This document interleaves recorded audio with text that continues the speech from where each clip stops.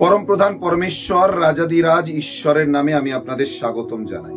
যোহন লিখিত সুসমাচার অধ্যায় 6 পদ সংখ্যা 6 লেখা রয়েছে, এই সমস্ত তাকে পরীক্ষা করার জন্যই তিনি এ কথা বলেছিলেন। তিনি তো জানতেন তিনি কি করতে যাচ্ছিলেন। হালেলুইয়া।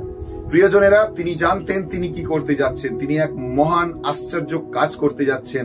তাই তিনি পরীক্ষা করার জন্য তাদেরকে বলেছিলেন, এত লোকের রুটি আমরা কোথা থেকে পাবো।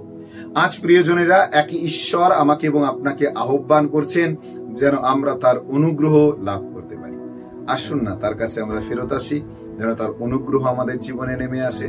আশ্চর্য কাজ করতে দিন প্রভুকে নিজের জীবনে। আমেন। যুক্ত থাকার জন্য অজস্র ধন্যবাদ। শেয়ার করতে ভুলবেন না। জয় যিশু সকল।